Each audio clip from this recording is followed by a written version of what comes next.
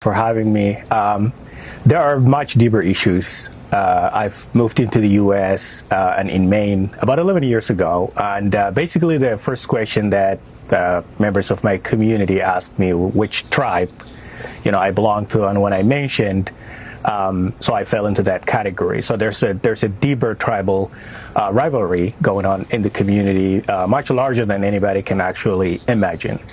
And then interestingly enough, even though I spoke very good English, one of the things that I was told to do is go find a discounted housing section 8, which I didn't know what actually it was, and sign up for all the other community benefits within the government or the state, and my response was, I'm actually here to work and build, basic and become part of the American fabric, which is pretty much what I've been working on for a while. I'm incredibly fascinated by what you're having to say, so much so that I'm sorry to interrupt, but I just want to clarify.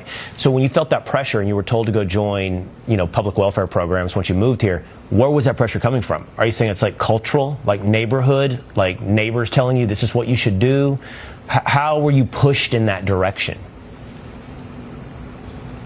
Well, it was coming from the community that actually thought that was just a way of life, right? Instead of being asked about what kind of school I want to go to, what subjects I would love to study, and those interesting conversations weren't there at all.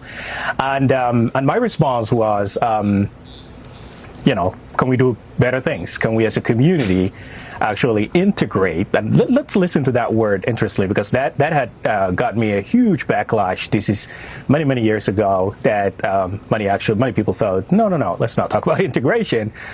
And I wasn't ready for that. I wasn't ready for a pushback against this idea of sort of melting into America, becoming part of America. And right. Let's just be very clear that I haven't arrived here as a young man. I mean, I came here at age 29, so I was well informed about my culture and my community growing up in the civil war in Somalia. Incredibly, you're telling me you not only were discouraged from integrating into America, but you were also encouraged to stick to your tribal allegiances from back in Somalia, and those tribal allegiances and divisions remain here in America. That stat I showed, I'm curious, Abdi, about the percentage of the Somali population on some form of welfare, 80%, and stays that way over a 10-year period. Does that surprise you?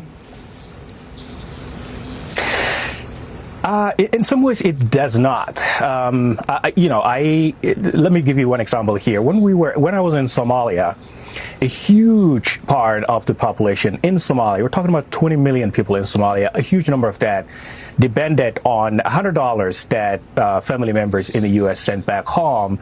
So there was not a lot of work to rebuild the country or get to work or, just basically building things. So this whole idea of receiving things the easy way has unfortunately actually evolved and become part of our way of life.